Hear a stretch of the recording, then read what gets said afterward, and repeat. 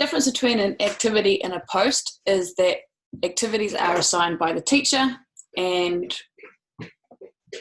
student responses are collected together. So for activities, to find activities that you've assigned to students, you go to the light bulb. In here are the activities that I've assigned, and I can easily see who has responded and who has not.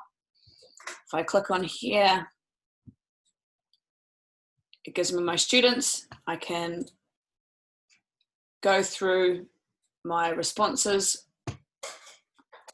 of the different students, see comments here, and this is an easy way for keeping track. A post, on the other hand, here is a post and it's got no assigned activity, versus an activity here. You can see that Vincent's post is relating to an activity, which you can then click on and it will take you to the activity homepage. An activity that doesn't have a template means that students, when they go to add their response, they will have the same button there. They get to choose how they are going to respond to the activity, just like they would do if they were to make a post.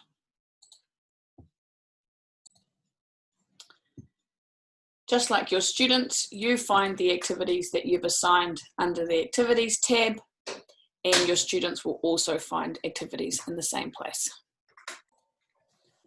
To create an activity, you go up to the plus and assign. This will take you to your activity library where you can create your own activity. You can assign activities that you've previously created, or you can go and to search activities from that have been created and uploaded from other teachers across the world. So if you are looking for activities on Spanish, you can find a whole bunch that have been previously created.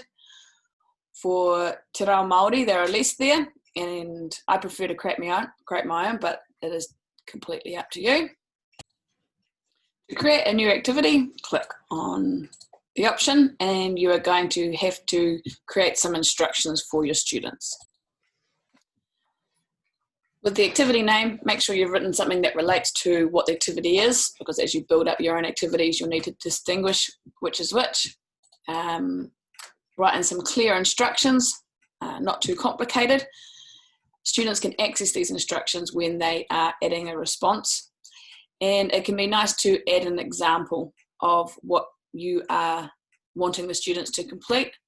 I often just copy and paste in my slide from my lesson slides so that we've gone over it in class and it's reiterated here. And you can save the activity and then assign it to your class. I can also assign it to certain students that I want in the class. This might be for an extension activity that only a few of the kids you want to assign the activity. When you set a template in your activity, it means that students have to respond in a particular way, but it can also help remove some of the work on the students' end. So this is an activity where I want the students to pronounce the syllables in Te Reo Māori. I can come back in to the activity. So here's my title and my instructions. In the example, I have recorded how like a model of the pronunciation.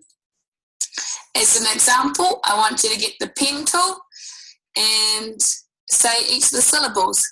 A, he, ke.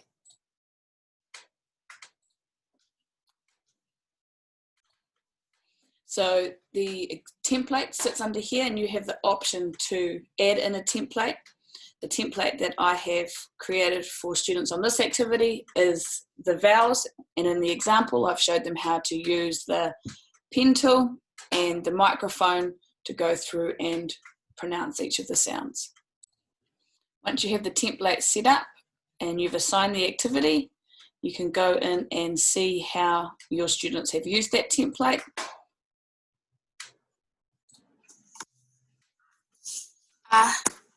He, ke.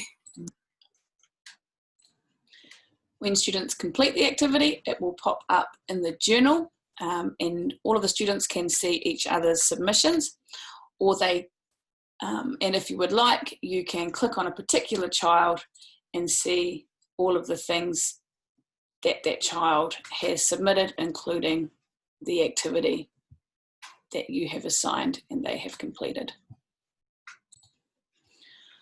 Once you've created an activity, you can add them to your collection. So with my account, I have unlimited collections, but I think you start off with just 2. And so when I click on one of the activities that I have created, I can add it to my collection. So this is part of my design. And then I can view the collection, and these are all of the activities that have been put into design. In our planning overviews, we want to have links to the independent activities we're using. So in Seesaw, if you've created an activity, you can share the activity by grabbing the activity link, opening up your planning, creating a link here to that activity, and then it can be opened up. So this is one that I've put in, but I can also open up activity that Renee has put in. So she has created this activity. I can save that to my collection. This adds it to my library. I can open it up from here. I can come in and I can first of all add it to my collection. Then if I wanted to adjust it a little bit because it wasn't quite suitable for my students, I can copy the activity and I'm able to edit in here. I might change up, do a voice record or change up the instructions, save it, and then that becomes then one of my activities, which will be in my library. As we mentioned just before, you can edit both your own activities and those activities that shared by others that you've then copied and made your own. When you edit activity, you have got the instructions, but you also have